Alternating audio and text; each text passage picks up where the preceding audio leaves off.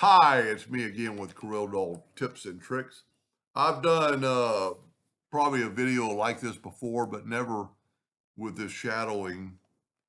And for those of you who didn't see that one, you could watch this one. So that's what you need right there if you want to take a screenshot from that. We're going to take a polygon on six-sided,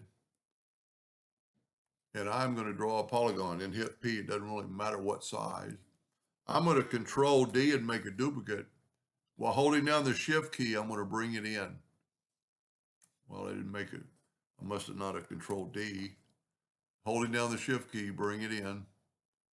About right in there. And then take this one and hit the plus key and grab that node with the four-sided cross and put it right there.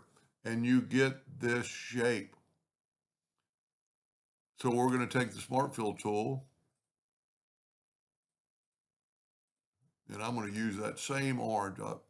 I'm using somebody else's file, evidently. Corel does that to me.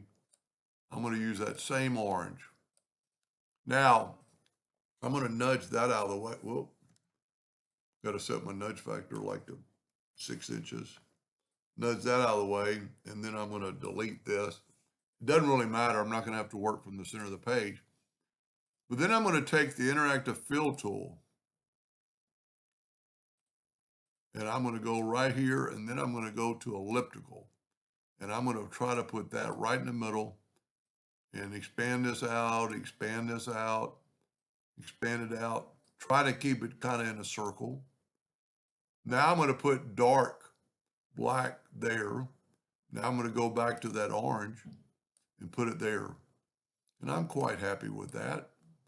And you could do a lot more with this. Control D to make a duplicate. Double click on the rotation and put it on that node and rotate it 120 degrees. And then Control D. And you have that shape. Now I would Control G to group it. Let's make it a little bit smaller. The first one you have to take and kind of put into the pocket. So we're going to take the plus key right here and grab that node right there and have it snap to there. Now you could keep going, but we want to go across. So I'm going to Control G, Control D, and then you just need to get this inside corner and put it right there. And if you hit it the first time, Corel will copy it over. We're getting a little bit big, so I'm going to reduce it in size because I didn't get all of them. Reduce it in size just so they won't be quite so big. Now I'm going to group that together in Control D, and you could use the parallel dimension tool to tell you how far to nudge this, but if you got Snap to on, see it didn't work that time, so I'm going to make a duplicate. I'm going to group those together in Control D.